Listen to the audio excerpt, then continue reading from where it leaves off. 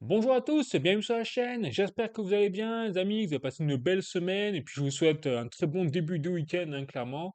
Écoutez, donc aujourd'hui on va faire le point hebdomadaire, hein, comme d'habitude, sur l'actualité crypto. Donc j'ai abordé le Bitcoin, hein, vous savez que notamment le rapport sur les ETF, mais également donc tout ce qui est les nouvelles, les actualités, l'actualité de la semaine, mais aussi donc les chiffres assez intéressants. Et je vous représente aussi les indicateurs les plus gros, hein, notamment la Rainbow Chart et le modèle Stock to Flow de plan B, hein, qui ont été par le passé plutôt payants, mais qui se révèlent aujourd'hui totalement incorrélés par rapport à ce qui se passe aujourd'hui. Donc là, quand même, on voit que c'est très intéressant ce qui se passe. Donc je vais vous en parler de tout ça. Je vous montrerai les charts et puis aussi je passerai ensuite derrière sur l'actualité crypto plus générale avec les projets également comme VeChain. Alors VeChain, on a vraiment du lourd, je vous préviens, qui est en train de tomber, notamment avec les passeports numériques qui sont en fait pas comme on pouvait le penser, en tout cas moi comme je pouvais le penser à la base, des passeports citoyens, mais en fait des passeports uniquement dédiés aux entreprises. Donc là, c'est du très lourd. Donc j'ai un peu checké le détail de tout ça, je me suis vraiment renseigné pour vous faire le point tout simplement derrière, hein. Donc j'ai l'article de VeChain en plus qui précise les partenariats avec notamment donc, tout ce qui est l'Union européenne, enfin tout le bazar, hein, après réglementaire, mais surtout industriel. C'est vraiment l'industrie, hein, vous savez, qui nous intéresse, en tout cas qui intéresse depuis quand même quelques semaines, parce qu'il faut qu'ils se remettent en selle VeChain, et c'est vraiment en train d'être le cas et à des niveaux stratosphériques, faut le dire, stratosphériques. Donc ça, c'est vraiment très positif. Surtout dans une période où les tiennes, ils sont déglingués, hein, clairement, au niveau des prix. Et bon, nous aussi avec, hein, faut le dire.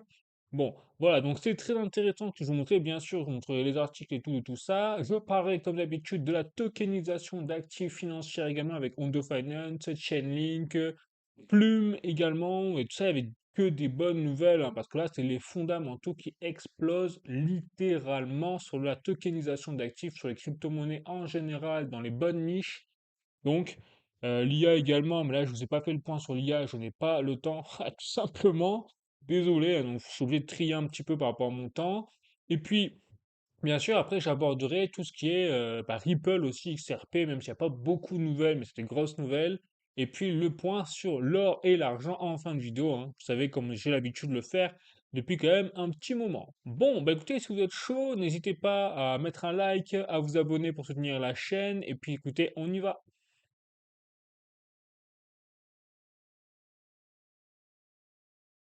Donc, je commence avec le rapport de Farsight Investor sur les ETF Bitcoin Spot et regardez-moi cette semaine en fait qui est très mitigée. On a eu donc les 3 premiers jours de la semaine qui étaient dans le positif, hein, vous voyez avec un retour là de flamme, dit oui ça y est, on est reparti pour le Bitcoin et boum balaboum, voilà les 2 derniers jours, bon c'est dans le rouge, on a quasiment effacé tous les gains des 3 premiers jours. Donc là on voit vraiment qu'on subit le yo-yo également sur les flux d'entrants-sortants sur les ETF Bitcoin Spot, et c'est à l'image simplement des prix en ce moment sur Bitcoin, hein, clairement. On est toujours sur un cap de 54,2 milliards de dollars injectés au total sur les ETF Bitcoin, et donc quand on regarde la courbe qui permet vraiment de dézoomer sur les flux totaux accumulés, hein, au total sur les ETF Bitcoin Spot, eh bien on est toujours sur un plateau quand même, on est loin d'être dans une phase de capitulation du marché des investisseurs professionnels, des entreprises majoritairement sur les ETF. Bon, en tout cas, voilà, c'est plutôt positif toujours. On est loin à travers ce graphique d'imaginer en tout cas un bear market. Bon, on va bien sûr après à surveiller, hein, ce qui va se passer dans les mois qui viennent, les semaines qui viennent, pour vérifier si cette tendance se stabilise toujours, continue de baisser ou alors repart à la hausse, tout simplement. Mais en tout cas, moi personnellement, en tout cas, je ne suis pas du tout alarmé par rapport à ces chiffres, cette charte-là. C'est la même chose, hein, même en mieux encore pour Ethereum, puisque vous voyez là, Ethereum, on a eu une semaine plutôt négative. Sauf que effectivement, au niveau de la courbe, c'est moins impressionnant que Bitcoin, la correction dernièrement. Vous voyez, donc on a toujours un total de 11,6 milliards de dollars de flux injectés sur les ETF Ethereum. Donc les entreprises institutionnelles continuent, eh bien, de garder des Ethereum. Voilà. Ça, c'est en tout cas en modèle ETF, hein, je dis bien en modèle ETF. Donc ça, c'est intéressant. Et bien sûr, je finis avec les ETF de Solana, le bébé, qui continue, lui, d'attirer malgré tout des capitaux. Mais là, cette semaine, ça a été moite-moite, puisqu'on a eu 11,9 milliards de millions, pardon, de sortie le 6 février 2026 pour en fait une reprise quasiment de la même somme sur cette semaine. Donc on voit bien que là, le marché crypto, même au niveau des ETF, est plutôt morose en ce moment, mais c'est pas non plus la capitulation totale, comme on le voit au niveau des prix. Par contre, sur les crypto-monnaies en général, même sur Bitcoin, hein, quand on voit la performance, ça nous a fait là, en une semaine, 2 semaines. Incroyable. Bon, donc je continue. Donc moi, en tout cas, le résumé rapide hein, des ETF, c'est que pour l'instant, je ne vois pas de bear market, en tout cas à travers ces chiffres-là. Après, vous avez les autres indicateurs, bien sûr. Les prix, bon, bah, forcément, là, on sait tous, on a vu ce que ça donnait, on s'est pris la douche froide, même glacée, même de l'Antarctique, hein, il faut le dire. Mais en tout cas, sur les ETF, pour l'instant, ça tient bon, on va dire c'est ça, ça tient bon, cet aspect-là. Allez, je continue et là je passe aux articles. Cette fois, notamment, j'ai un article de cointribune.com. Ethereum, les holders donc accumulent alors que la baisse des prix s'intensifie. Donc c'est là où c'est intéressant, c'est qu'on voit maintenant une phase d'accumulation des gros acteurs. Parce que là, c'est pas n'importe qui hein, qui accumule des Ethereum, également du Bitcoin. C'est toujours les portefeuilles long terme. Bon, donc c'est là où je vous dis, il y a vraiment une bataille qui est en cours, et même psychologique sur tous les niveaux, entre les entreprises, les institutionnels, les gros portefeuilles qui ont une stratégie, qui ne sont pas soumis à l'émotion, et derrière, bah, les particuliers hein, qui malheureusement se font défoncer, se font sortir du marché, soit par trading, liquidation et autres, soit émotionnellement, mentalement, ils sont lessivés, ils se disent, bon, la crypto, plus jamais, c'est vraiment de la daube. C'est, et à chaque baisse comme ça, grosse correction impressionnante, et c'est vrai que c'est encore d'autant plus fort que 2025-2026, bon, beaucoup de personnes, moi inclus, je le reconnais tout à fait, je m'attendais à notamment une alt season beaucoup plus forte en tout cas en 2025, donc 2026, moi j'ai pas toujours pas fait une croix hein, sur 2026 au niveau parce que on entend beaucoup de bear market, ça y est, c'est fini, machin. Je suis pas tout à fait d'accord avec cette théorie, surtout que bon, on va voir après les chiffres, les nouvelles, etc. Il y a vraiment trop de décalage entre les fondamentaux, tokenisation d'actifs qui arrive, on va avoir encore plus avec notamment VeChain, l'Europe, vous allez comprendre pourquoi. Bon, donc, tout ça fait que, en plus, avec l'arrivée des institutionnels, des ETF, on voit que le marché du Bitcoin ne se comporte plus du tout de la même façon, et même par rapport au cycle passé historique, au niveau des gains, performances, tout ça. Bon. Donc, tout ça fait qu'il faut vraiment prendre avec prudence, et quand maintenant on a un consensus, ça y est, de bear market, eh bien, je suis d'avis, du coup, de penser l'inverse comme on l'avait en 2025, et moi aussi, hein, je vous l'avoue, je faisais partie de ce consensus-là, on pensait, beaucoup de personnes, en tout cas la majorité, on le voyait sur Twitter et tout, on pensait qu'il y aurait une alt season, là, 2025, fin d'année, ça va être le bull run de fou, on a eu l'inverse. Et là, maintenant que ça a été fait, on a le consensus inverse que bon, le Bitcoin va se cracher littéralement bon, en 2026. Bon, c'est possible, hein, je ne dis pas que ça va pas arriver, mais du coup, bah là, je vous dis prudence, parce que, effectivement, le Bitcoin fait l'inverse des consensus. Hein.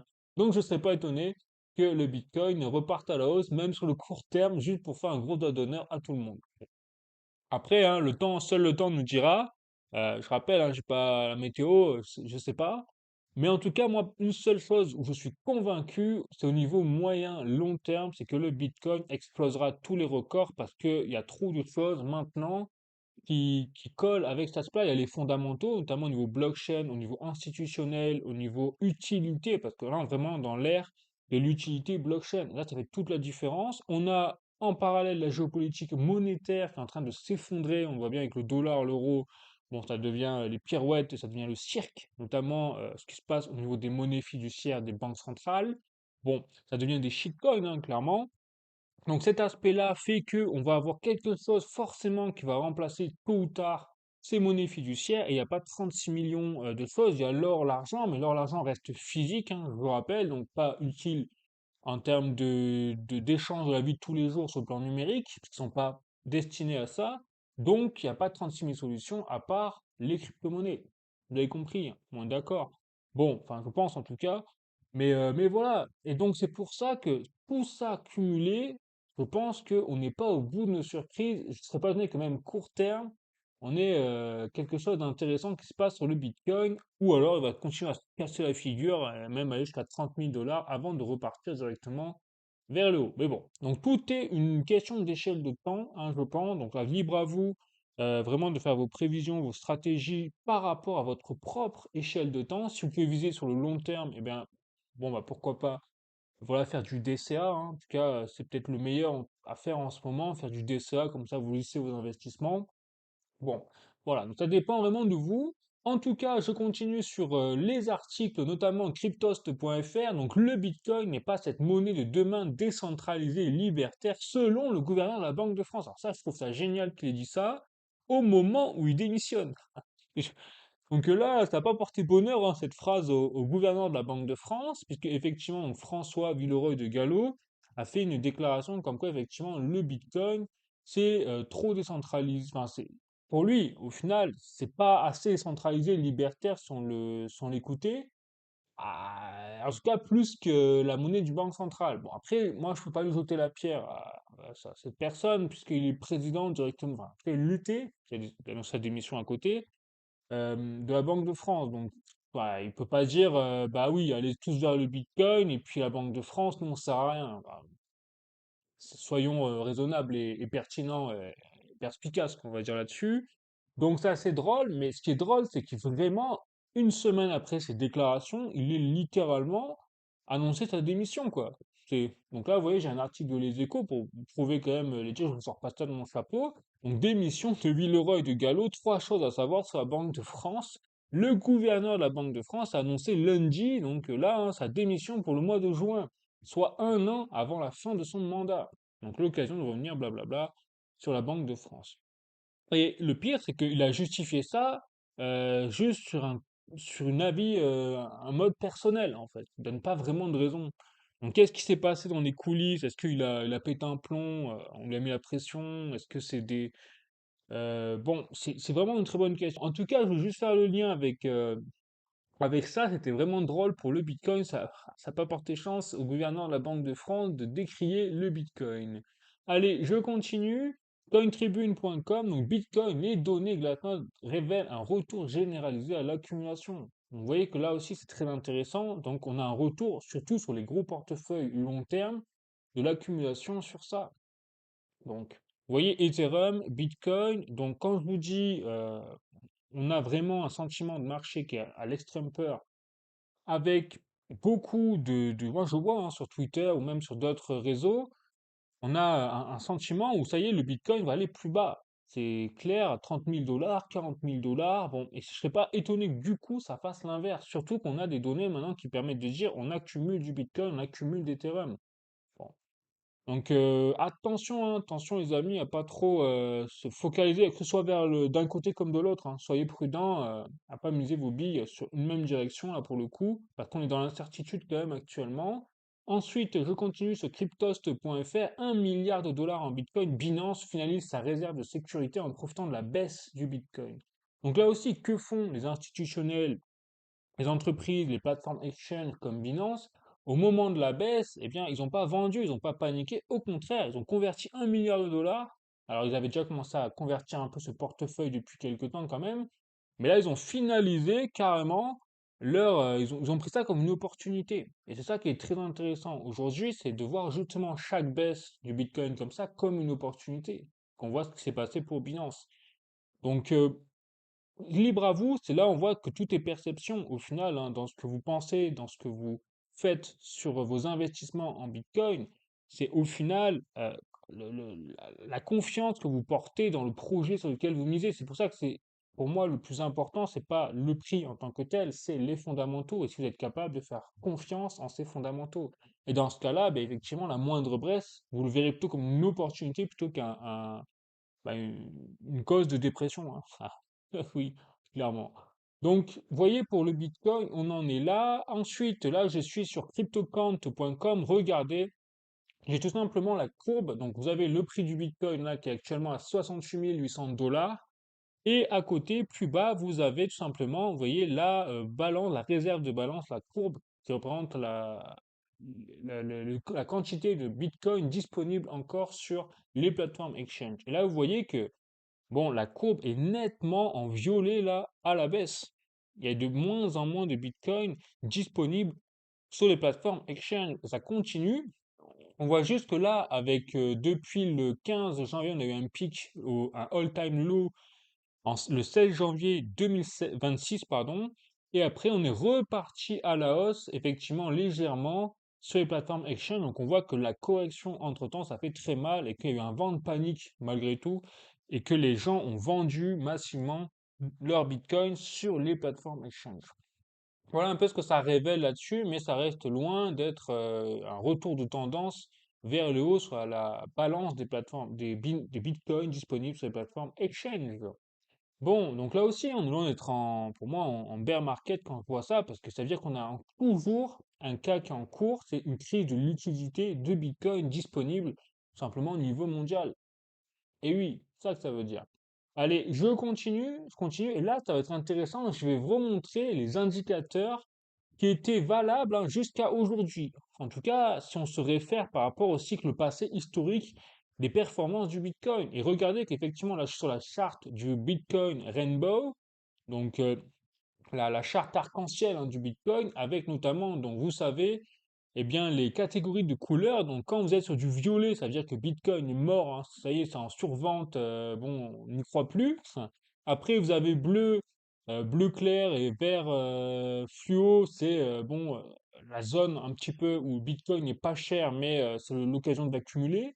Et puis après, vous êtes à partir du jaune dans quelque chose où, bon, ça commence à être le moment de vendre, en tout cas. Et puis la zone rouge, où là, c'est l'extrême survente, c'est la bulle, il faut vendre à tout prix. Et c'est ce qui s'est passé. Regardez quand on suit les courbes passées, les performances passées du Bitcoin en 2013, en 2017 et même 2021, bien même si c'était moins fort, on a eu vraiment une courbe de prix qui a fumé un petit peu, eh bien, la charte du rainbow, qui a fait vraiment le yo-yo du point bleu, de la courbe, enfin de la ligne bleue, vers la ligne rouge, qui a même dépassé en 2013 la zone rouge. Mais en tout cas, pour 2017 et même 2021, cette charte est quand même plus ou moins bien appliquée.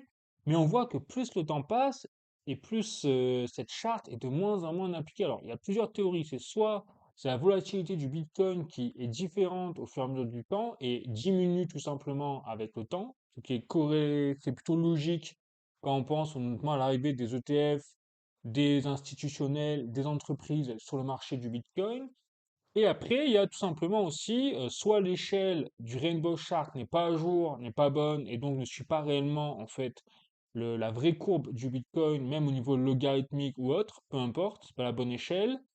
Ou alors, voilà, parce que là, comme il s'est vraiment rien passé sur ce cycle, parce que si on se suit, si on se base sur cette charte Rainbow, bon là, le Bitcoin, il est depuis tout simplement le bear market en fait de 2022, il est toujours en zone d'achat, d'accumulation. C'est-à-dire qu'on n'a jamais quitté la zone d'accumulation là, au final, selon cette charte. C'est ça qui est intéressant quand même à voir. Bon, donc soit on est sur un outil qui est obsolète, qui a fait ses preuves par le passé, mais qui est désormais obsolète, soit on a un changement de comportement du Bitcoin au niveau de la volatilité, et donc depuis l'arrivée surtout des institutionnels, parce que là on voit bien que le comportement a vraiment changé à partir de là, ici. Bon, donc, à voir, je trouvais que vraiment c'était très intéressant de vous passer ça, surtout que ça, c'est en complément d'un autre indicateur de performance, c'est le modèle Stock to Flow, qui lui aussi est en train de vraiment prendre du plomb dans l'aile ou le bateau en train de couler sur sur le graphique, clairement, puisqu'on a la charte, regardez donc en dollars, pareil, le principe donc du plan B, c'est-à-dire que le créateur du modèle Stock to Flow, c'est de faire la relation entre le stock, c'est-à-dire la disponibilité de liquidité du Bitcoin en fonction du temps, et donc des prix, des halvings, etc.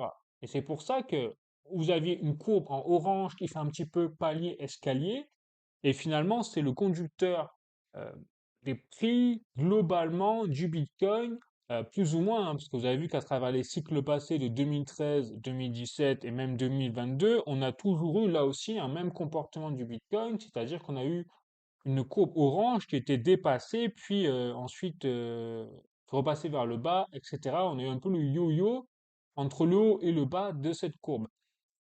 Là, 2000, bon, 25, 2026, Ah, c'est pas ça, on n'a même pas atteint le palier que vous avez ici. Alors qu'on l'a toujours fait à la base, par le passé, on a toujours atteint ce palier escalier, on l'a dépassé, pour ensuite retomber en dessous cet escalier plus ou moins. Vous voyez? Là, 2025-2026, bon, c'est pas trop ce qui se passe, quoi.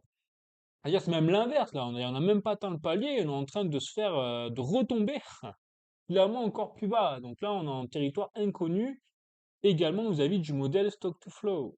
Donc là aussi, même théorie, enfin même hypothèse que pour la Rainbow Chart, c'est-à-dire que cet indicateur qui était valable par le passé, qui était plutôt fiable à peu de choses près, hein, parce que vous voyez quand même, il y a des variations, plus ou moins quand même assez grandes, mais qui revenait toujours, vous voyez, même si là, par exemple, en 2013, on a eu une grosse décorrélation des prix vers le haut par rapport à la courbe linéaire orange, eh bien, on est revenu quand même rapidement après, un an après, carrément sur la courbe. Là, bon, donc pareil, soit en fait le bull run n'est pas terminé réellement si on se base sur cette courbe et sur la Rainbow Chart et on va avoir à un moment un décollage du Bitcoin où personne va comprendre, tout le monde va être surpris et on va retrouver les signaux vers ce palier-là. Ou alors, bah, ça veut dire qu'il faut attendre tout simplement 2028, c'est-à-dire le prochain halving. Et là, dans ce cas-là, eh ben, on retrouvera quelque part une temporalité du modèle stock to flow. Bon, mais en tout cas, pour l'instant, c'est pas ça. Et soit le modèle n'est plus valable parce que le comportement du Bitcoin, et on le voit, les altcoins, etc., a changé. Mm. Donc vraiment, n'hésitez pas à me donner votre avis, en tout cas dans les commentaires. Moi, ça m'intéresse beaucoup. Mais moi, mon avis, après, je dis pas que j'ai raison, là, vraiment, c'est vous lancez les dés et vous voyez ça colle, hein, ou alors vous faites du pile ou face, vous lancez une pièce et vous voyez. Ah, de toute façon, il y a deux solutions, hein, c'est seulement l'un sur l'autre.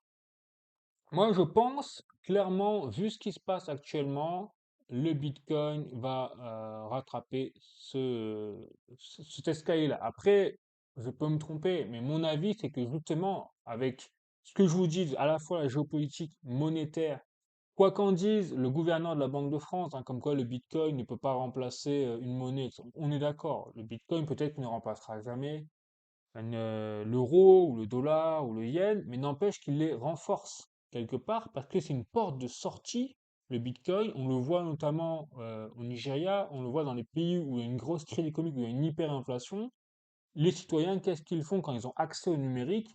Ah, ils achètent pas, ils sont pas fous, hein, ils n'achètent pas leur monnaie qui est déglinguée, ils achètent du Bitcoin pour pouvoir assurer les échanges et ne pas subir l'hyperinflation, malgré la volatilité de ce même Bitcoin. Voilà, donc en fait, le Bitcoin est déjà une monnaie décentralisée, libertaire, plus ou moins, on est d'accord, parce que vous achetez du Bitcoin via des plateformes exchange qui sont elles-mêmes centralisées. Donc là, on est d'accord. Bon.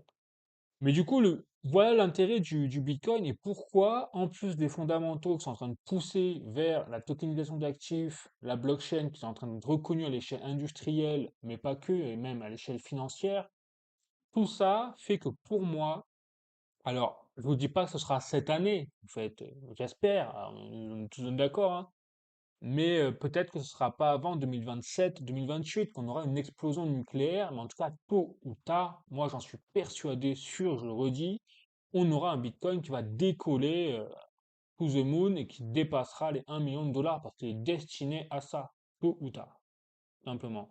Parce que au fur et à mesure, tout simplement aussi que les monnaies fiduciaires s'effondrent, un peu comme le principe de l'or.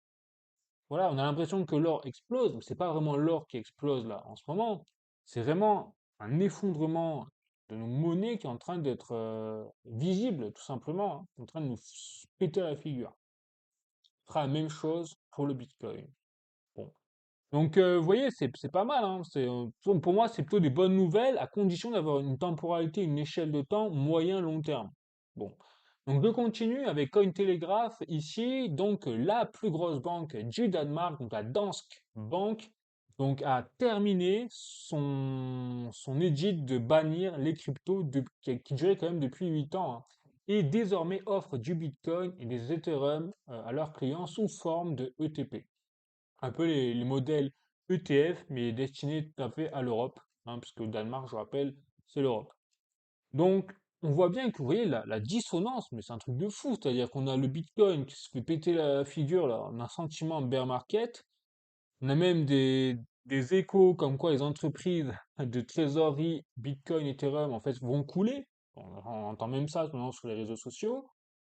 Et en parallèle, que font les banques? En plus, les plus grosses banques. Et donc, on passe d'une banque, en plus, plus grosse du Danemark, qui a banni hein, le Bitcoin pendant 8 ans, et qui d'un coup, là, au moment où tout se pète la gueule, hop, ben, finalement, on enlève le ban et puis on s'y met, quoi. Ah ouais, dans le monde, on est chez les fous, quoi. Enfin, on est chez les fous. Là, on comprend rien. Donc, vous voyez, c'est schizophrénie totale, hein, en fait. Bon, on y est. Donc, c'est pour vous dire, vraiment, là aussi, l'important de dézoomer. Et donc, toute la finance traditionnelle est en train de se jeter sur le Bitcoin. Et ça, c'est pas un hasard au moment où l'euro, le dollar et tout se cassent la figure. Bon, voilà pour moi, donc le Bitcoin, les amis, vous avez compris, moi je suis ultra bullish, il n'y a que le court terme où là, ben, je ne sais pas. Je ne peux pas vous dire, je ne peux pas faire les pronostics également comme en 2025, en fait je me suis planté perso, hein, voilà, tout à fait. Je pensais sur un bull run 2025. Alors, on a eu un bull run Bitcoin, mais pas du tout sur les altcoins. Donc je ne vais pas refaire la même erreur pour 2026 au niveau court terme. Tout ce que je sais, c'est que moyen, long terme, on est sur, pour moi en tout cas, je suis convaincu vraiment que le Bitcoin sera la solution, une des solutions en tout cas numériques au système, au déclin du système monétaire fiduciaire. Voilà. Bon, on ne peut pas dire mieux, hein, vraiment, je vous le dis clairement. Je continue sur les projets crypto, notamment VeChain. Regardez VeChain, on est sur le passeport numérique pour produits. Et donc c'est là où c'est intéressant. Parce qu'effectivement, il y avait un moment où je me suis dit, ils vont faire des passeports même pour nous contrôler en tant que citoyens, mais en fait, c'est pas le cas. Et là, ça change tout. C'est-à-dire qu'on est sur la régulation européenne, et en fait, c'est un passeport numérique vraiment dédié à la supply chain aux industriels. Et donc là où c'est très intéressant, hein, ce que vous pouvez dire, donc je vais le mettre directement en français, comme ça, ce sera fait. Tac, voilà. Donc on a en fait depuis 2024, attendez, je vais y arriver, hop, voilà, c'est parfait. En fait, depuis 2024, je vous rappelle qu'on a tout simplement les normes européennes qui sont rentrées en vigueur, vous savez, au niveau de la loi MiCA, mais également ESPR. Et donc, ça exige tout simplement que pour les produits au sein de l'Union européenne, alors après, je ne vais pas épiloguer sur est-ce que c'est bien, est-ce que c'est pas bien, on a ces normes et tout, on est d'accord, on est blindé de normes en Europe, on sait faire que ça, de toute façon. Alors, on sait faire que ça. Mais là, ça va profiter, en tout cas pour ces normes, pour tout ce qui est l'aspect de la traçabilité au sein de l'Union européenne. Donc pourquoi pas, ça peut nous prouver qu'on mange de la merde. Moi, je suis pour, parce qu'on ne mangera pas de la merde. Du coup, on choisira les produits. Bon, surtout avec l'époque du Mercosur, là, ils sont en train de nous gaver de produits totalement. Enfin, bon, voilà, vous avez compris, l'Europe, on est vraiment, on n'est pas bien, quoi, avec des décisions débiles. Bon, là, au moins, si on peut au moins avoir la preuve, par exemple, on a une traçabilité que le produit vient bien de Argentine ou du Mercosur ou d'Inde maintenant, parce maintenant on a même des partenariats avec l'Inde au niveau agriculture. Bon, eh ben, ce serait pas mauvais. En tout cas, moi je pense que c'est une bonne chose. Et donc, ce qui est intéressant, vous voyez, c'est que VeChain, ils ont déjà en fait testé à l'échelle industrielle plus de 300 000 ce qu'ils appellent les événements DPP, c'est-à-dire des transactions de passeport déjà traitées sur des produits industriels. Et donc, ça, faut savoir, voilà, c'est entré en vigueur ce règlement donc en juillet 2024 au niveau de l'Union européenne. C'est ce qu'on appelle le PNP, c'est-à-dire le passeport numérique de produits. Et donc, moi, je trouve ça, pour le coup, je trouve que c'est bien. Parce qu'on va avoir une traçabilité sur les aliments, tout simplement, ou même les produits industriels ou autres. Et donc, ce qui se passe, c'est qu'on a un déploiement prévu d'ici juillet 2026 pour un premier registre de centrale, en fait, des produits, tout simplement des passeports numériques pour l'industrie. Et donc, on aura un déploiement ensuite progressif à partir de 2027, donc février, vous voyez, 2027, sur tout ce qui est les batteries, notamment électriques. Après, il y aura le textile, les mobiliers, les pneumatiques, les détergents, le fer, l'acier, l'aluminium, l'électronique, qui suivront derrière 2028-2029, avec en fait l'ensemble du calendrier qui serait au niveau industriel terminé d'ici 2030. Donc là, on est en train vraiment de parler d'une traçabilité sur absolument tous les produits industriels dans l'Union européenne, et donc hors Union européenne, ça veut dire que les partenaires étrangers vont vouloir intégrer l'Union européenne. Alors là, vraiment, je suis pas encore sûr à 100% que ce soit une bonne chose, hein, parce que bah, tous les partenaires industriels étrangers, s'ils doivent se conformer à ça également, bah, s'ils doivent mettre de l'argent pour faire ça et pour participer à ça, j'ai l'impression que l'Union européenne est encore en train de se mettre une balle dans le pied quand même. Mais en tout cas, si on met ça en place, nous, en interne, ça peut être une bonne chose parce que voilà, ça permettra vraiment de renforcer la transparence. Donc, les fabricants, effectivement, qui ne peuvent pas démontrer leur conformité au DPP risquent de perdre l'accès à un marché de 450 millions de consommateurs. Donc, on n'a vraiment pas le choix, vis-à-vis de cette loi, de se conformer à tout ça. Bon, voilà. Et donc, pourquoi c'est important pour la blockchain et pour VeChain? Simplement parce que là, on parle effectivement du Data Producer Payment, donc le DPP. Et donc, c'est carrément la blockchain de VeChain qui va être utilisée pour l'ensemble du marché de l'Union européenne de traçabilité des produits. Vous voyez? Donc là, on parle, vous voyez, de millions de points de données, clairement. Et donc, VeChain occupe une position unique dans le domaine, puisque lancé en 2015, effectivement, on a une disponibilité de 100% depuis 2017 sur la blockchain de VeChain. C'est une des rares blockchains, hein, qui n'a pas eu de panne. Je rappelle, dans la petite blague sur Solana, notamment, bon, je peux pas m'empêcher la punchline, mais bon, voilà. Et donc ça, ce qui est intéressant, donc on a effectivement déjà des partenariats industriels avec des chaînes, donc on a Walmart, BMW, DNV, Lululemon, le dernier en date, effectivement, qui a utilisé VeChain et qui l'utilise encore pour ses transactions. Donc c'est assez intéressant parce qu'en plus, il y a un partenariat là qui vient renforcer cet aspect-là. Donc Record, j'en avais déjà parlé, eh bien eux, ils viennent faire l'intermédiaire en fait au niveau des API entre la blockchain, VeChain et les industriels. C'est eux qui viennent vraiment lier tout ça. Et donc, c'est en plus de cela un partenariat avec l'AMRC. Donc, l'AMRC, je le rappelle, c'est le Centre de recherche sur la fabrication avancée de l'Université de Sheffield. Donc, c'est le troisième pilier du partenariat qui veut apporter justement les passeports de produits numériques. Donc, c'est un donc, britannique, hein, je rappelle. Et donc, le principe, c'est que cette entité, l'ARC, cette organisation, eh bien, a déjà près d'une centaine de partenaires industriels, donc Boeing, Rolls-Royce et BAE Systems. Donc, vous voyez, c'est vraiment l'ensemble là de l'industrie européenne qui est visée tout simplement par ce partenariat. C'est pas rien.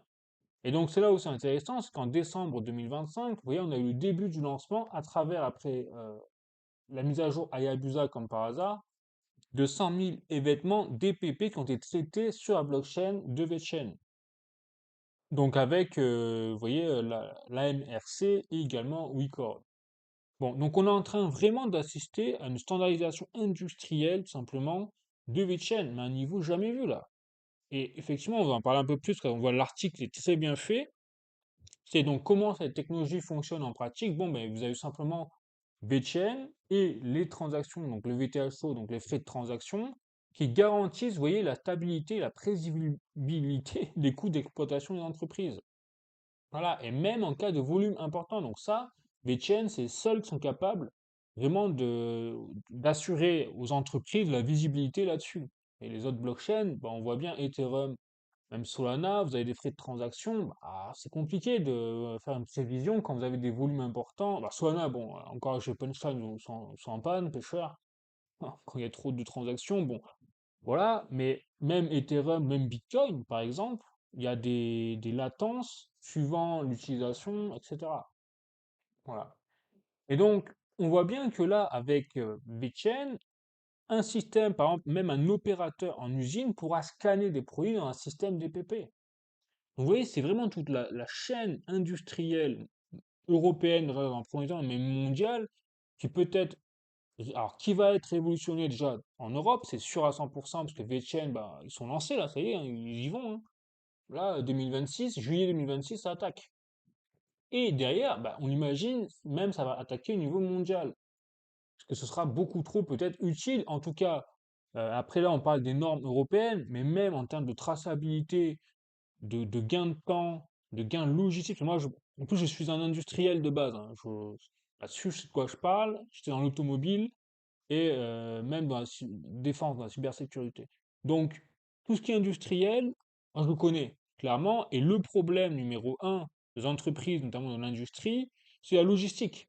C'est l'enfer. Et la logistique, donc déjà des produits, des pièces, matières premières, etc.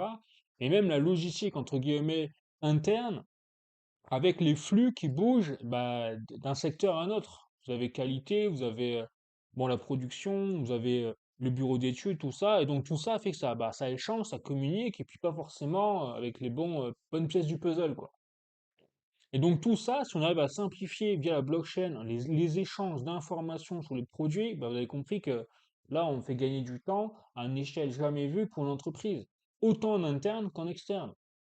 Voilà, et c'est ça qui est en train d'arriver. Et là, on parle également, vous voyez, la couche Record se situe au-dessus, donc là, on parle d'entreprise Record, le partenaire de VChain, qui transforme les données des capteurs IoT, c'est-à-dire l'Internet of Things. Donc, les données des lignes de production, la documentation de la chaîne de production, c'est-à-dire la qualité, les enregistrements structurés et vérifiables, des microservices d'IA. Donc là, on parle même de rajouter l'intelligence artificielle qui automatise l'évaluation des risques et les contrôles de conformité, totalement la qualité, ça, remplaçant ainsi les audits manuels par une vérification instantanée et basée sur les données. Mais est-ce que vous vous rendez, enfin, est-ce qu'on se rend pas compte je pense qu'une personne qui n'est pas dans l'industrie ne peut pas effectivement forcément capter ce genre d'informations. Mais si vous avez déjà travaillé dans l'industrie, vous savez que ça, là, on parle tout simplement de supprimer le point noir majeur qui n'a jamais été résolu depuis la révolution industrielle dans les industries. Donc c'est énorme ce qui est en train de se passer au niveau industriel. Et ça, c'est grâce à VeChain, et notamment Record au milieu. Voilà, c'est dingue là ce qui est en train de se passer. Voyez, et donc, l'opportunité de marché, vous voyez, les chiffres qui méritent d'être soulignés. Donc là, vous voyez le potentiel que ça dégage pour VeChain notamment. Ben là, on parle d'un marché mondial du passeport numérique de produits qui est évalué à 186 millions de dollars et qui devrait atteindre 1,78 milliard de dollars d'ici 2030. Bon, donc ça, c'est d'après Markets and Markets. Donc c'est bon, un institut de statistique au final.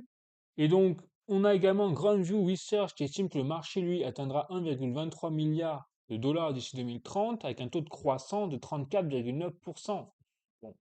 Donc, c'est une croissance exponentielle sur ce système-là. Ben oui, parce que, encore une fois, quand on va mettre en place ce système, ça va permettre de réduire les coûts, d'assurer une vérifiabilité des éléments en temps réel, avec une amélioration, une optimisation de l'amélioration continue en temps réel à un niveau dingue, jamais vu au final. Voilà, donc ce sera beaucoup trop utile pour les industries. Bon. Et donc, voilà, c'est pour ça qu'en élargissant la perspective, le tableau devient plus convaincant. Le marché plus vaste de la technologie blockchain devrait passer de 33 milliards de dollars à 396 milliards de dollars d'ici 2030. Et oui, parce qu'il prévoit en fait de faire en sorte que le marché de la blockchain ne soit pas uniquement la tokenisation d'actifs, mais également l'utilité au niveau supply chain industriel. Donc là, on est en train vraiment d'assister à l'industrialisation de la blockchain et à l'utilité de la blockchain dans l'industrie. Voilà, voilà, on va dire ça comme ça. Bon. Et on parle également, en plus, de la tokenisation des actifs du monde réel. Bon. Et donc, d'après les estimations de BCG sur VeChain, là, spécifiquement sur VeChain, en fait, on a une opportunité combinée, parce que VeChain n'est pas que sur le supply chain. Vous avez vu, ils sont aussi sur ce qui est la plateforme VBetterDAO, sur le pan des actions, la tokenisation des actions réelles. Et là, on a un marché combiné de 46 trillions de dollars uniquement pour VeChain. Parce que vous avez compris que la combinaison de la tokenisation des actions réelles, également tout ce qui est l'aspect de amélioration dans l'industrie au niveau de la supply chain, il n'y a que VeChain qui font ça. C'est les leaders. La preuve, ils ont choisi qui dans le sein de l'Union européenne pour mettre en place ça à l'échelle de toute l'Union européenne? Ils ont choisi VeChain, ils n'ont pas choisi Ethereum, ils n'ont pas choisi Solana, ils n'ont pas choisi même Bitcoin. Enfin, son Bitcoin, il passe par contract, donc rien à voir. Mais on a compris. Ils ont choisi VeChain, c'est pas pour rien. C'est parce que c'est les meilleurs là-dedans, clairement. Donc, pareil, impact économique du coût de la mise en conformité à l'échelle à avantage concurrentiel. Bon, bah, c'est pareil. Vous voyez, donc les répercussions sur l'ensemble de l'économie sont considérables. Les assureurs et les fournisseurs de garantie ont accès à l'historique vérifiable des produits. Donc là, c'est vraiment, enfin, on a un niveau industriel et entreprise jamais vu là. Donc VeChain, ça fait un moment là, on se dit, mais qu'est-ce qu'ils font avec VBetterDAO? Ils arrivent, boum, ils nous balancent. En fait, ils n'ont pas fait un partenariat avec une entreprise, une industrie et tout, ils n'ont pas annoncé. Ils ont annoncé qu'ils allaient faire les partenariats finalement avec toutes les entreprises de l'Union européenne. Bah oui, parce qu'elles ont obligé toutes les industries de se mettre en accord avec la norme ESPA là. Voilà. C'est du délire en fait ce qui est en train de se passer. Donc VChain, là aussi, énorme fondamental, hein, je réitère mes propos, dans un contexte là aussi où les prix sont flingués. On va avoir après derrière, on a même la TVL, elle se fait flinguer. Bon, voilà. Alors avant ça, j'ai une autre information de VChain, effectivement, c'est que ça y est, les transactions justement TX des entreprises partenaires sont en train d'exploser. Vous voyez, donc ça démontre effectivement les bénéfices du monde réel sur leur nouveau modèle, donc TX, c'est-à-dire au niveau des transactions, l'utilité, etc. Et voilà, on voit effectivement que ça, c'est en train d'exploser. Bon. Mais à la limite, on s'en fout. Le plus important, c'est vraiment la nouvelle du passeport de produits numériques qui va rentrer en vigueur et donc impacter toutes les industries à l'échelle européenne. Allez, je continue. Donc, effectivement, pour VChain, énorme nouvelle, alors qu'on est dans une faiblesse de momentum, je trouve, à l'instant T, puisqu'on a 4700 nouvelles adresses là par jour en ce moment contre 60 000 il y a quand même un an, enfin 8 mois.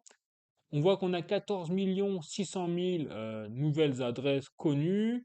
La TVL, bon, elle se fait exploser au sol en dollars, bah, c'est normal, puisque le token VChain se fait exploser au sol en ce moment. Et en nombre de VChain, bah, là, on a une nouveau, on est en perte, mais on est en baisse. On a un all-time low depuis la grosse explosion qu'on avait eue en août 2025.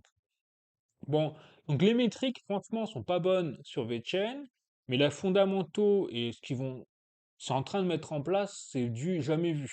Vous voyez, j'ai l'impression que VChain, c'est tout ou rien, quoi. Enfin, c'est, soit ça va aller à zéro le truc, soit ça va aller à 5 dollars, quoi, 10 dollars, parce que il y aura que, voilà, ils sont sur une niche, au final, c'est ça qui est incroyable avec VChain. C'est vrai que je vous le dis quand même depuis un petit moment, c'est que ils sont sur une niche, ils sont tout seuls.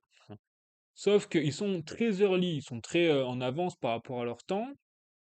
Donc c'est soit au final ça va passer et ils vont être les seuls, donc ils vont manger tout le monde puisqu'il y aura qu'eux sur leur catégorie, soit bon, eh ben, ça va être compliqué et bah là il faudra tourner la page sur le projet. Mais on n'en est vraiment pas là, malgré les indicateurs de performance qui sont pas bons au niveau de la tokenomics, pour l'instant, je dis pour l'instant, mais le jour où ils vont balancer, imaginez les transactions là, de TX des entreprises, et parce que bah, ils vont être l'infrastructure majeure de l'Union européenne, tout ce qui est la vérification en plus des entreprises. Mais imaginez une entreprise comme Peugeot, Volkswagen, alors là je prends l'industrie automobile qui est en train de couler avec les normes débiles justement de l'Union européenne, donc c'est pas le bon exemple, mais n'importe quelle industrie européenne qui va mettre en place ça, avec justement les avantages que ça va engendrer, pouah, truc de fou, on va avoir des centaines de millions de transactions sur l'échelle de l'Union européenne, rien que sur la blockchain de VeChain. Forcément, ça va exploser, ça va faire exploser les compteurs. La TVL, elle va tout défoncer, c'est logique. Donc je pense franchement qu'il faut être patient et j'invite les détracteurs de ce projet que je peux comprendre, hein, je comprends pourquoi il y a un sentiment d'énorme frustration parce que effectivement depuis un an là c'est un massacre hein, sur VeChain, truc de fou. Mais j'invite à être patient parce que il peut se passer des choses quand même assez incroyables, même en termes de volume de transactions, surtout au moment où ils ont fini la mise à jour Hayabusa, tout ça, au moins 2026. Au moins laisser le temps de voir sur 2026 qu'est-ce qui va se passer sur VTN. En tout cas, moi, c'est ce que je me fais pour moi. Après, libre à vous de voir ce que vous voulez faire hein, de votre côté. De toute façon, faites ce que vous voulez, hein, bien évidemment, là-dessus. Voilà. Allez, je passe maintenant à la tokenisation des actifs financiers avec notamment Hondo Finance, donc un des pontes aussi là, et qui est en train de tout exploser depuis le Hondo Summit également. Donc effectivement, Hondo est en train de continuer à dominer l'espace. Clairement, et ça c'est CoinDesk qui le déclare dans leur dernier rapport pour tout ce qui est l'aspect du market cap, de la tokenisation. Et donc en fait, ils ont déclaré que Hondo Finance avait tout simplement 65% du marché des equities tokenisés. Et ils sont à une TVL de 2,03 milliards de dollars déjà, donc ils explosent largement le marché de la tokenisation des actifs finalement boursiers, hein. Rien de nouveau, hein, on le sait, mais là, c'est vraiment CoinDesk qui le déclare. Ensuite, on a la nouvelle que Ondo Global Market, ça y est, a déposé une déclaration d'enregistrement auprès de la SEC. Ça, c'est énorme. C'est énorme si c'est validé, bien sûr, il faut attendre maintenant le retour de la SEC. Mais si en plus on a l'aval réglementaire de la SEC, ça veut dire que en fait, toutes les entreprises, les institutionnels qui ont encore des freins pour investir et pour se jeter sur la tokenisation des actions boursières ou acheter des titres tokenisés, parce que je rappelle que c'est ça la question hein, du système, c'est d'avoir des entreprises désormais qui, plutôt que d'acheter des ETF Bitcoin, peut-être vont vouloir acheter des actions d'entreprises tokenisées. Et donc, bah, dans ce cas-là, ils vont passer par le leader, vous avez compris, numéro un, hein, dans tout ce qui est tokenisation des actions boursières, ils vont passer par le Ondo Global Market. Sauf que pour l'instant, ils peuvent pas vraiment parce que tout ça est très régulé et effectivement, eh ben, la SEC peut voir d'un mauvais œil des conflits d'intérêts qui est des entreprises qui achètent des actions tokenisées à droite à gauche. Voilà. Donc, c'est pour ça, là, on entre dans une ère quand même, et je pense, je ne serais pas étonné que le Hondo Global Markets, eh bien, obtienne effectivement l'enregistrement de la part de la SEC, l'aval entre le feu vert, et là, on va vraiment assister à, je pense, le début du bull run tokenisation d'actifs. Parce que on va avoir un tsunami d'argent parce que là, ce qui bloque le tsunami d'argent encore de se déverser dans la tokenisation d'actifs de façon générale, soit les actions boursières, mais pas que, hein, le reste également, c'est vraiment l'aspect réglementaire. Puisque les assureurs, les entreprises, les gestionnaires d'actifs n'ont pas encore l'autorisation d'investir réellement là-dedans. Même s'ils sont très intéressés et qu'ils le font savoir, ils n'ont pas l'autorisation encore.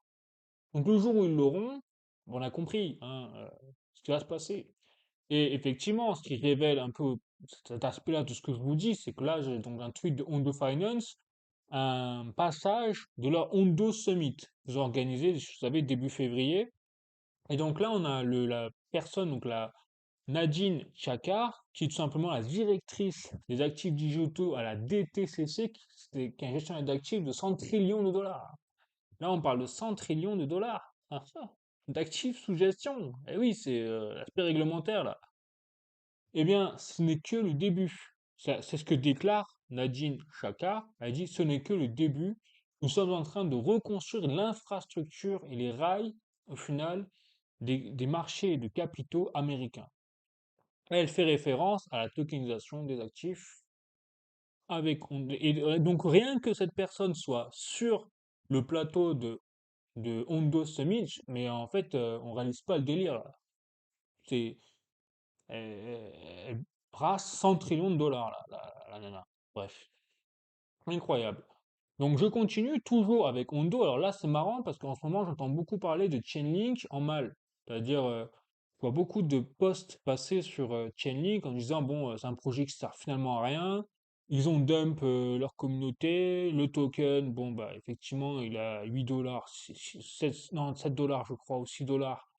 Je sais plus, mais il s'est fait exploser au sol comme les autres. Mais c'est assez incroyable en plus de voir d'entendre que Chainlink n'a aucune utilité. Ah, ça me fait rêver quand même. C'est un déni de fondamentaux, quoi.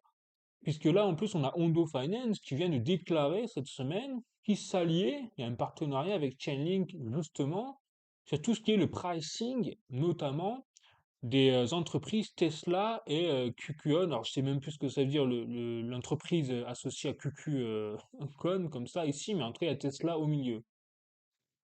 Donc, et ça, c'est un exemple, il y en a plein d'autres. Donc, ça y est, on a Chainlink qui rentre vraiment dans la danse de la tokenisation des actifs au niveau de l'infrastructure des oracles, puisque tous les plus gros utilisent et choisissent Chainlink en termes d'infrastructure d'oracle. Bon, pour les prix, pour la tokenisation des prix des data au final. Voilà. Donc je continue sur la TVL d'Ondo Finance et regardez, donc la TVL est toujours à un niveau quand même incroyable. On a eu une petite correction de TVL là, parce qu'on était quand même fin janvier dans les 2,7 milliards de dollars et là on est retombé à 2,62 milliards de dollars. Pas, pas, pas. Voilà, mais on est quand même à un niveau encore incroyable. Alors là, je montre en nombre de TH. Là, c'est intéressant parce que je rappelle que effectivement, Vous avez là la mesure de la TVL en dollars, ici USD, où effectivement on voit par rapport en fait aux jetons token, etc., l'investissement des capitaux dans le projet. Mais là, on a en termes de nombre d'ETH. Mais effectivement, comme Ethereum a pris la grosse fessée il y a pas longtemps, bah effectivement, la TVL par rapport à Ethereum ne peut que monter. Mais quand même, ça reste impressionnant.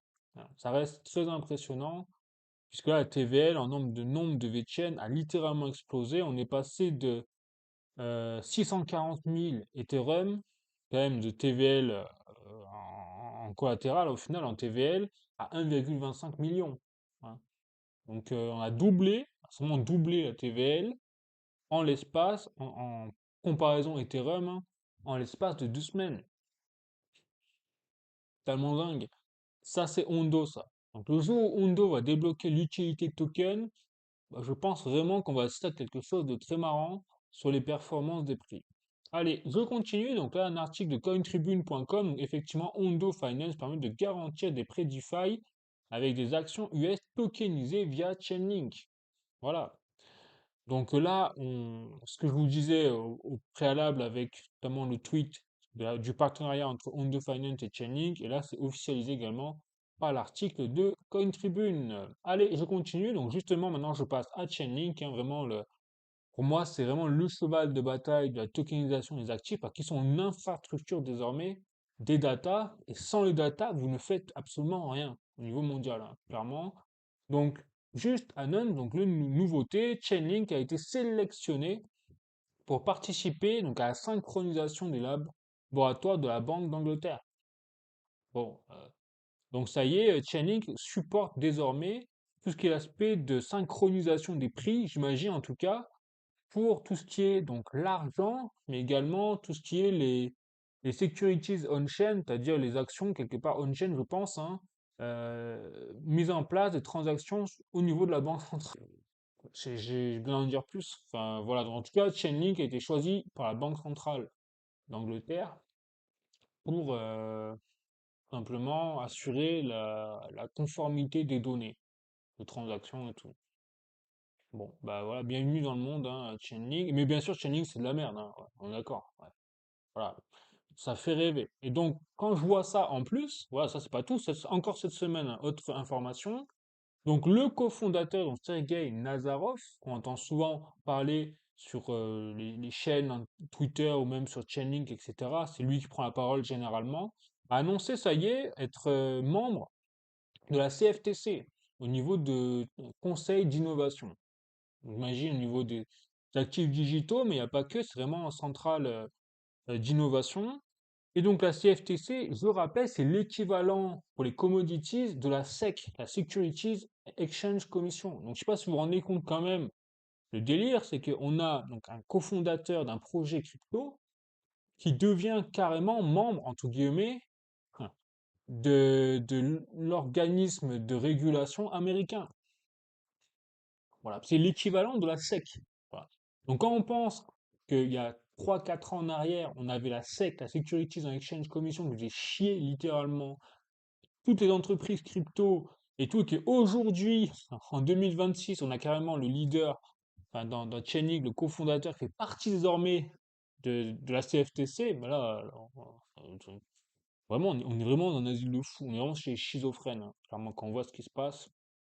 Bon, donc, voilà où on en est. Donc là, Chainlink, vraiment, c'est un projet à surveiller parce ils sont en train vraiment de s'imposer comme l'infrastructure majeure, tout ce qui est les données, mais pas que. Hein. Vous avez vu, il y a énormément de technologies au sein de Chainlink qui permettent justement de favoriser la tokenisation des actifs pour les entreprises, les institutionnels.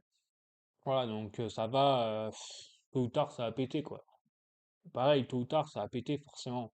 Donc, Chainlink, vous voyez cette semaine, rien que cette semaine, hein, donc c'est une automatisation, plus 3 CCIP d'intégration de technologie, plus 9 entreprises qui ont choisi la technologie CRE également, les data feeds de plus 2, data stream plus 2, enfin, donc chaque semaine, on voit qu'il y a toujours plus de partenariats qui utilisent tout simplement la technologie de Chainlink au quotidien au final.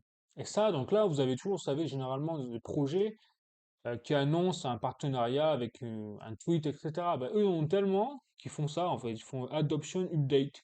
Simplement, ils annoncent la dizaine de partenariats hebdomadaires, entre guillemets.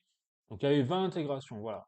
Et cette semaine, il y avait 20 intégrations du standard Chainlink à travers 8 services et 12 différentes blockchains. Donc, les métriques de Chainlink, pour vous dire effectivement comme c'est un projet de merde, hein, ah ouais, c'est clair. Bon, donc 28,02 trillions de dollars de transactions autorisées au final. Donc, on voit effectivement en plus les courbes cumulées. Donc, c'est là où c'est intéressant, parce qu'on voit l'évolution quand même au fur et à mesure du temps. On voit qu'on est vraiment sur une courbe qui grossit. Ensuite, là, au niveau de la total value secured, ça c'est intéressant, hein, c'est tout ce qui est les transactions sécurisées au final. Eh bien, on est là sur une baisse en janvier 2026, mais pareil, on voit que le global augmente bien depuis 2024 notamment. Pareil pour tout ce qui est les messages vérifiés, un peu à l'image de réseau Swift bancaire. Donc là, c'est Total Verified Message, donc c'est pareil pour le Swift, qui eux, on appelle ça les messages financiers, clairement sur les transactions financières.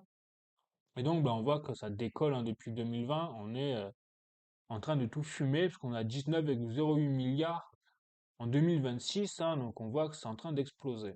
Voilà, donc les métriques de Chainlink sont vraiment positives là-dessus, il n'y a que le prix du token qui est vraiment la ramasse. C'est ça qui est dingue. Ça a rien y comprendre hein, presque.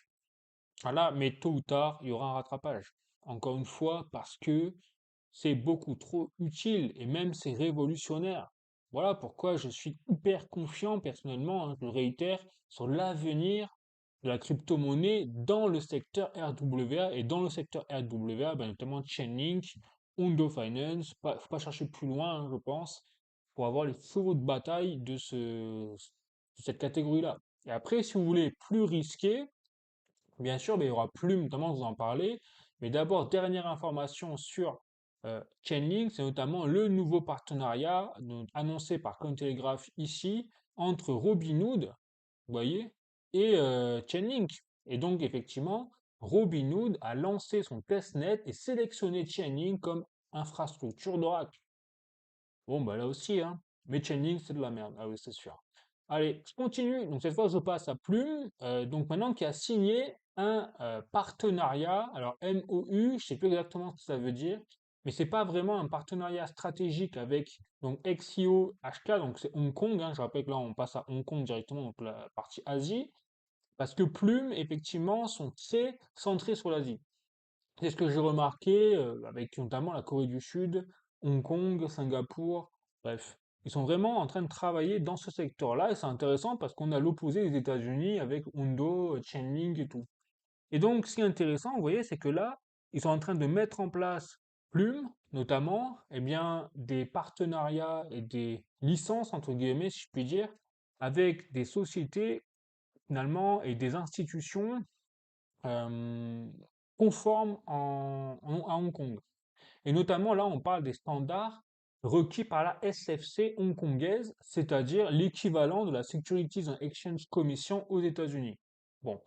Et donc, s'ils arrivent, que là, ils en sont au début de leur partenariat, mais s'ils arrivent à vraiment définitivement mettre la conformité en place avec XIO HK donc cette société de conformité quelque part hongkongaise, et derrière la SFC, eh bien forcément, bah, ça voudra dire quoi? Ça voudra dire que Plume, le projet, est carrément légitime désormais à Hong Kong. Et je vous rappelle que Plume a déjà obtenu l'aval de la SEC, Securities and Exchange Commission, puisqu'ils sont désormais, je rappelle, officiellement agents de transfert au niveau de la SEC.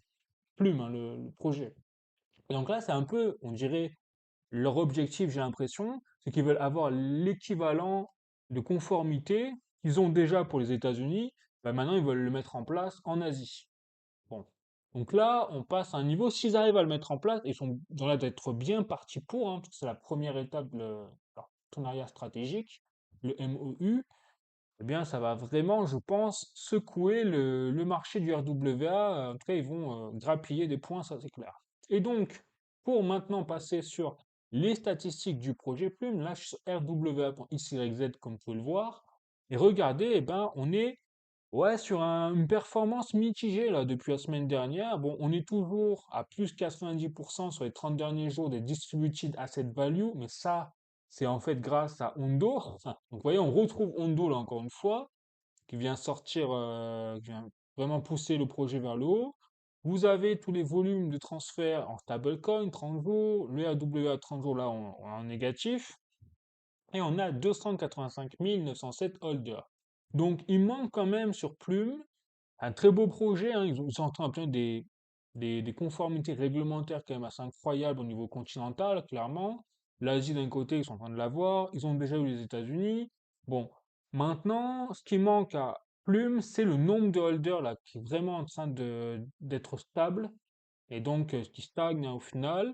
Donc ils se font dépasser de plus en plus par Ethereum en termes de momentum, d'attirance, d'attrait, de tokenisation des éléments, enfin d'actifs.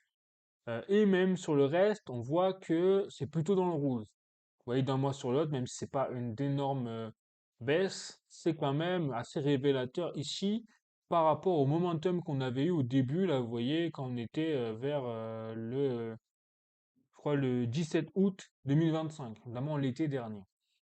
Donc à surveiller avec prudence, je dirais, ce projet, même s'il a un énorme, je dis bien énorme potentiel, s'ils arrivent à, encore une fois, à bien tirer leur épingle du jeu et à attirer quand même plus de capitaux, plus de holders, notamment des RWA, etc. Mais vraiment énorme potentiel, hein. Faut rien à dire là-dessus. Incroyable. Je passe maintenant au RWA.xyz du Global Market Overview du RWA de façon générale. Et là, vous voyez que c'est l'explosion nucléaire, hein. Franchement, bah, ça continue de grossir là. Là, il n'y a rien à dire. On est sur 30 jours, et bien sur 24,76 milliards de dollars, avec effectivement une performance de 13,03% sur les 30 derniers jours. En représentative asset value, on est repassé en positif, la semaine dernière on était en négatif. Le nombre, regardez, ça c'est ça qui est incroyable, c'est le nombre de holders d'actifs RWA. Donc vous voyez, quand je vous dis que Plume est en train de se faire dépasser, c'est que l'ensemble du marché a explosé de plus 34,49% de holders de RWA en 30 jours, alors que Plume a fait un plus 0,5% là, vous voyez. Donc là, et ça, c'est surtout Ethereum qui est en train vraiment de conquérir des parts de marché et d'attirer des holders de RWA sur sa blockchain. Voilà. Et après, vous avez le marché du stablecoin, mais là, bon, il n'y a pas grand-chose à dire. Si ce n'est, c'est plutôt stable. Bon, moins 0,88, allez, puis plus 5%, bon, ok, pas mal, mais pas ça qui va changer les choses, quoi. Donc c'est surtout ces métriques-là qui sont intéressantes et elles sont vraiment en train d'être significatives et de dire que le marché explose. Allez, et en plus, là où c'est intéressant, dans un moment où on est en train de comprendre en fait que, enfin d'entendre en tout cas, que c'est le bear market quoi. Donc c'est là où on voit vraiment, quand on voit ça, moi je vois pas le bear market là pour la tokenisation d'actifs, hein, je suis désolé, mais je n'appelle pas ça un bear market quand on voit une courbe comme ça. Ah. Donc oui, donc là aussi, peut-être que, imaginons vous aviez un bear market, et ben pourquoi pas, je serais pas étonné que dans un bear market, il est possible qu'on assiste à des explosions malgré tout de narratifs. Et un des narratifs qui pourrait être éligible à de tels phénomènes, c'est le RWA sans hésiter avec l'IA et le RWA. Bon. Donc je continue avec cette fois Ripple et XRP et notamment l'annonce d'un partenariat entre Aviva, notamment les investisseurs donc de Aviva, parce que c'est Aviva, je rappelle, un gestionnaire d'actifs, et également Ripple. Donc tout à fait, avec j'ai même un petit article qui vient résumer la chose qui a été fait par Ripple eux-mêmes le 11 février 2026, donc l'équipe de Ripple. Et donc là, vous voyez, on a tout simplement les Aviva Investors cherchent à tokeniser ces produits sur le registre XRP en collaboration avec Ripple. Donc là, encore une fois, on parle bien de la tokenisation d'actifs pour Ripple. Bon. Donc, on voit bien qu'il se passe quelque chose quand même, et qu'en ce moment, ça bombarde à balles là, pour les entreprises, les industries, les institutionnels, les gestionnaires d'actifs et les entreprises crypto en lien avec le RWA. Donc vous voyez que le RWA, je vous le dis, c'est même pour moi le narratif qui va être encore plus performant que l'IA dans les mois qui viennent. Surtout qu'en plus, on est déjà en train de parler d'une bulle possible de l'IA, de l'intelligence artificielle avec notamment des subventions données à mort là, par les gouvernements sur les entreprises, notamment aux États-Unis, de l'IA. Donc ça commence à sortir un petit peu tout ça. Donc ça rappelle aussi le début d'une bulle, à l'image de la bulle d'Internet des années 2000, hein. Bon, donc à voir bien sûr ce que ça va donner à l'avenir. Mais dans ces cas-là, bah, ça veut dire que l'IA va être un peu balayée sur le court terme. Il restera plus que les gros projets. Et donc, bon, bah forcément, les capitaux vont se déverser autrement. Donc, ça va un peu déstabiliser le narratif de l'IA, sans pour autant le stopper, hein, bien évidemment, comme ça, la bulle d'Internet des années 2000 n'a pas stoppé Internet, je vous rappelle. Voilà. Soyons précis. Mais pour le RWA, je vois pas de bulle du tout. Au contraire, la bulle ne s'est même pas formée sur le RWA, là. Allez, donc je continue. Cette fois, je passe aux actualités crypto un peu générales. Donc là, j'ai un article de cryptost.fr. Robinhood lance le testnet de son layer 2 Ethereum spécialisé dans les actifs réels tokenisés. Depuis quelque temps déjà, Robinhood tente de s'imposer comme un acteur central sur le marché émergent des actions tokenisées. Une stratégie qui s'accompagne désormais d'un layer 2 Ethereum attitré dont le testnet vient d'être officiellement lancé. Le testnet même qui utilise l'infrastructure de Chainlink comme Oracle. Je rappelle. Vous voyez, tout est lié, hein, donc c'est intéressant quand même. On voit que Robinhood utilise à la fois Ethereum et Chainlink comme partenariat, entre guillemets, hein, et outil pour les actions tokenisées. Allez, je continue. Cette fois, je passe à journalducoin.com. BlackRock intègre son fonds tokenisé Buidle à la DeFi sur Uniswap via Securities. C'est pour ça que d'ailleurs Uniswap a explosé de 30% en quelques heures, hein. Faut voir, donc tout est possible dans la crypto-monnaie, vous voyez. Donc on voit bien qu'il se passe quelque chose avec le narratif du RWA. Les institutionnels n'en ont pas fini. Je continue cette fois avec toujours cryptost.fr. Cette ex-Ethereum Treasury Company se lance dans la tokenisation de location de moteurs d'avion. Je sais pas si on se rend compte du délire quand même. Donc on voit bien que là, vous voyez, c'est incroyable. ETH, Zilla, déjà rien que le nom de l'entreprise a fait rigoler, tente désormais de tokeniser avec des rendements locatifs, tout simplement, les moteurs d'avion qu'ils ont achetés et loués, en fait, le mois dernier. Ça se fait vraiment. Mais n'empêche qu'on est en train de rentrer dans une ère où on est en train d'associer de plus en plus l'industrie avec la tokenisation des éléments, des produits, des services, etc.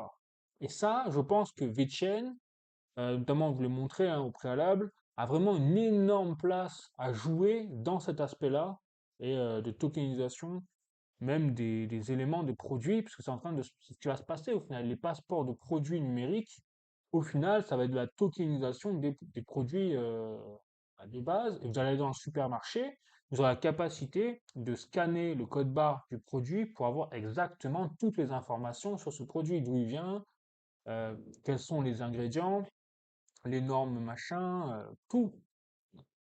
Et donc, vous aurez la preuve de la conformité de ce produit par rapport à des standards, après, bien sûr, de l'Union européenne. Donc là, par contre, faut se méfier, hein. Je dis bien que l'outil est génial, ce qu'on en fait et par qui il est utilisé, là, par contre, je suis pas du tout emballé, hein, vous le savez très bien, je crois pas du tout en l'Union européenne. En termes industriels, on a pris toutes les mauvaises décisions. Donc ça, c'est peut-être la seule bonne décision qui a été prise à cette échelle-là, parce que ça va booster, en fait, comme je vous l'ai déjà dit, l'industrie interne, la communication et tout ce que l'aspect qualité au sein des entreprises au niveau industriel, et donc optimiser pas mal de choses, notamment pour retrouver les produits au niveau logistique et tout. Enfin, dans tout cas, dans l'automobile, c'est parfait. Mais après, bon, la compétitivité hors Union européenne avec les véhicules électriques chinois et américains, bah là, on est mort, hein, c'est clair. Bon, parce qu'on a pris des décisions débiles, mais depuis déjà 100 ans. Donc, pas nouveau. Voilà. Donc sur ce, je vais vous montrer quand même qu'on est en train de plus en plus d'associer maintenant l'industrie, le monde réel avec la blockchain. Donc on est en train d'assister à une industrialisation de la blockchain, tout simplement. Allez, je continue. Maintenant, je passe à l'or, l'argent. Allez, boum.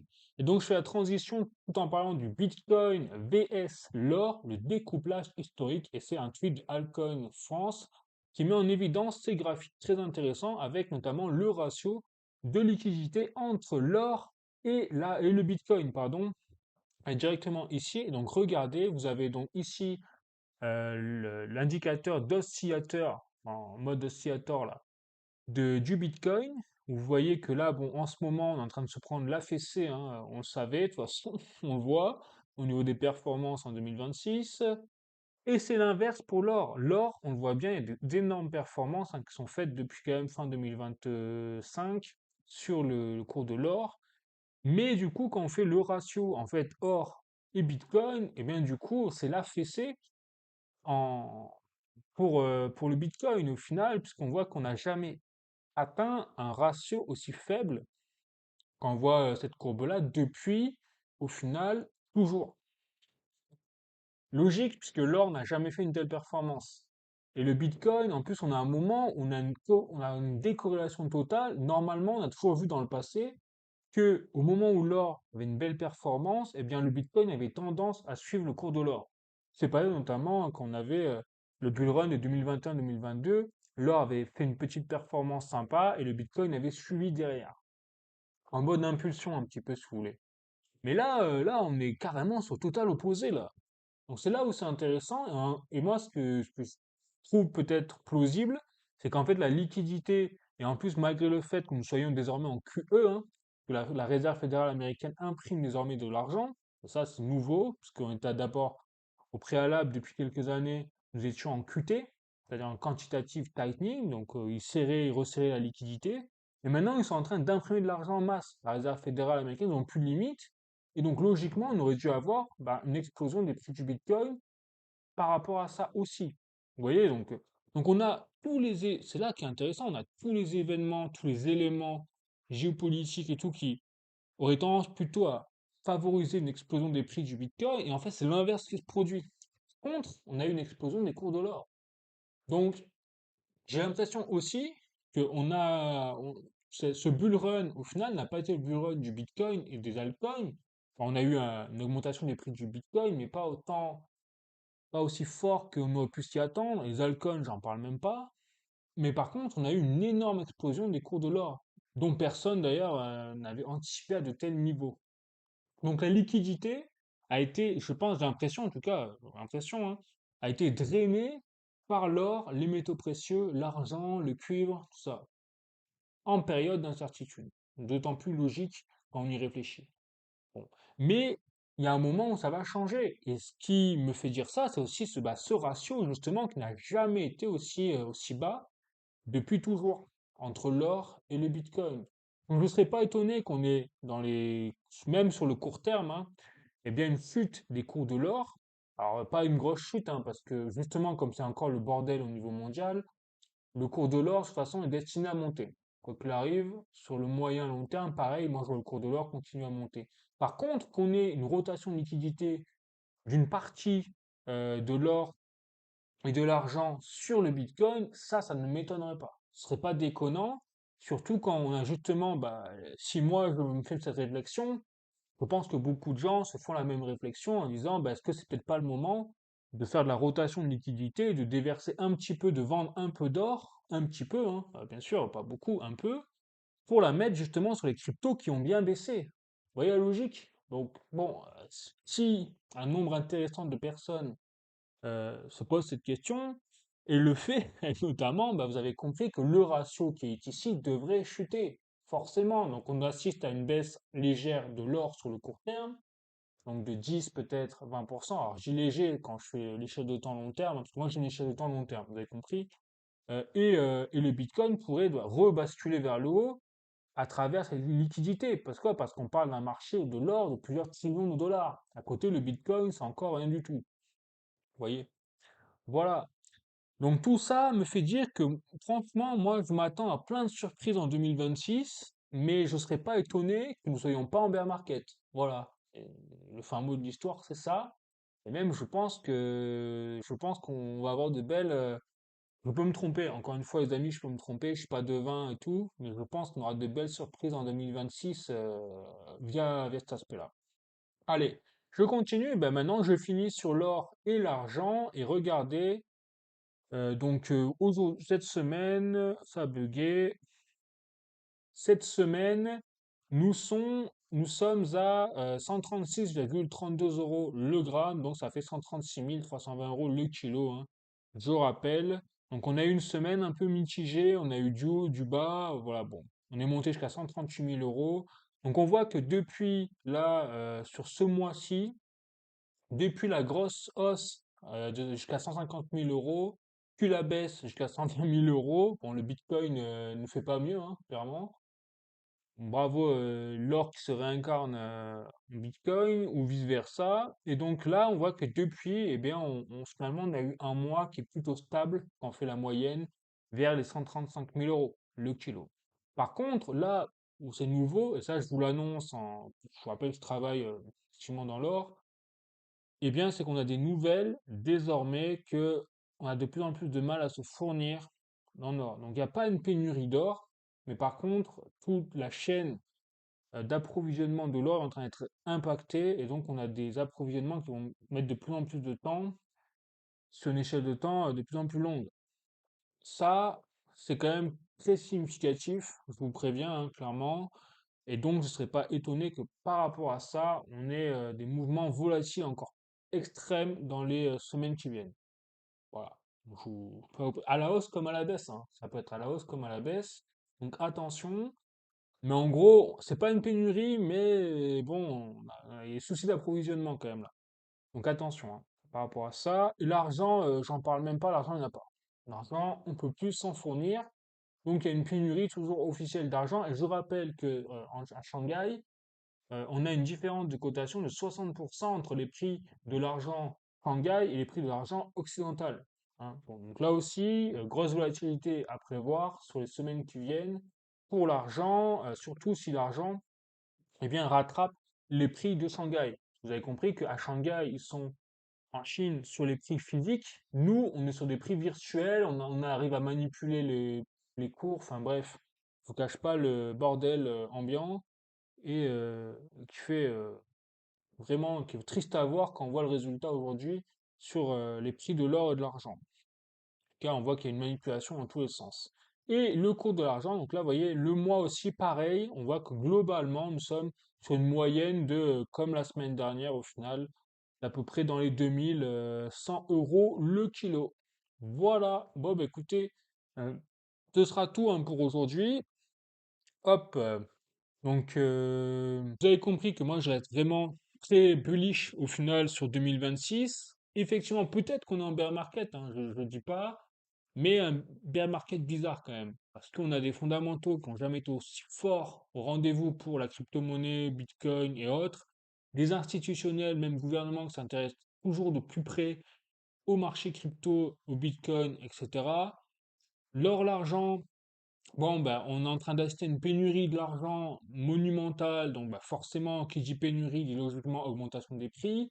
Le cuivre, j'en ai pas parlé, mais c'est la même chose pour le cuivre.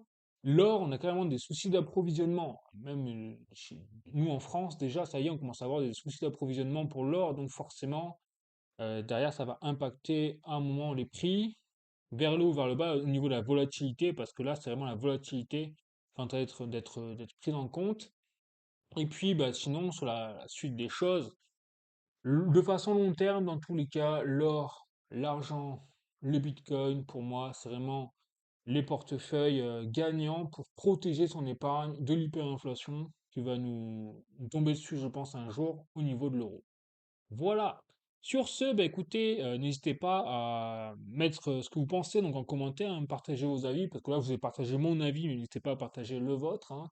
On est là pour ça. Et puis, n'hésitez pas à mettre un like si vous avez aimé, appris des choses, à vous abonner à la chaîne pour soutenir effectivement la chaîne. Et puis sinon, bah, je vous dis à la semaine prochaine pour une nouvelle vidéo. Je vous souhaite un très bon week-end. La bise, ciao.